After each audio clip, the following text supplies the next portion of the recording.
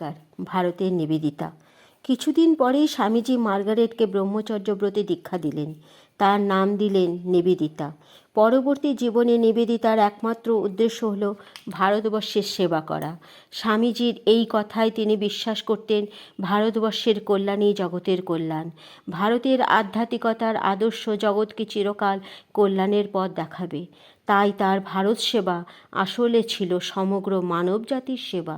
স্বামীজির ইচ্ছায় বাগবাজারের বোসপাড়া লেনে তিনি মেয়েদের স্কুল প্রতিষ্ঠা করে ভারতের জাতীয় আদর্শে নারী শিক্ষার কাজ শুরু করলেন। 1902 সালের 4 জুলাই স্বামীজি দেহ রক্ষা করলেন। নিবেদিতার শোক করবার অবসর নেই। সামনে স্বামীজির অসমাপ্ত অনেক কাজ। ভারতবর্ষকে সব দিক থেকে জাগিয়ে তুলতে হবে, যে ভারতবর্ষ তার গুরুর চির আরাধ্য দেবী।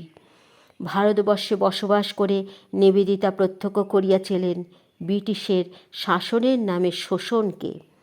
ইংরেজ জাতির হাতে ভারতবাসীর অমর্যাদা ও নিপীড়ন তাকে মর্মাহত, ক্রুদ্ধ করে তুলল।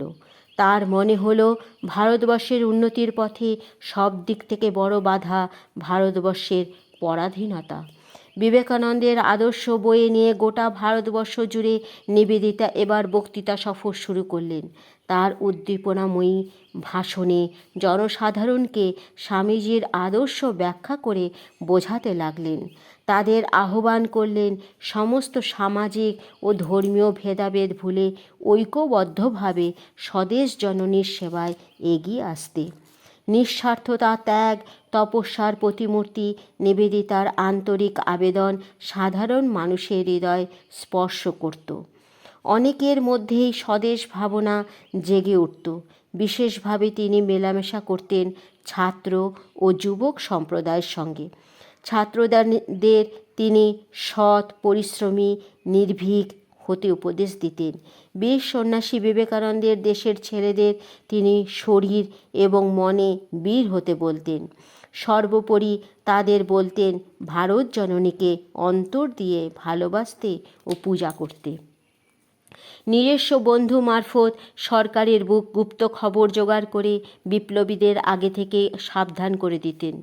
তাদের নানা পরামর্শ দিয়ে সাহায্য করতেন আর চেষ্টা করতেন যাতে ভারতবর্ষে ব্রিটিশ সরকারের জনবিরোধী কাজকর্মের কথা ইংল্যান্ডে প্রচারিত হয় এবং তার বিরুদ্ধে জনমত তৈরি হয়। ভারতবর্ষের প্রধান রাজনৈতিক নেতাদের প্রায় সকলের সঙ্গেই তিনি যোগাযোগ রক্ষা করে চলতেন। তার সর্বপ্রথম চেষ্টা ছিল নিজেদের মধ্যে দলাদলি না করে ভারতবাসী যেন ঐক্যবদ্ধভাবে বিদেশি শাসনের বিরোধিতা করে। ব্রিটিশ ভারতে রাজনীতিক চর্চার বিপদ সম্বন্ধে তিনি অত্যন্ত সচেতন ছিলেন, তাই নিজেকে আড়ালে রেখেই কাজকর্ম করতেন। নমস্কার।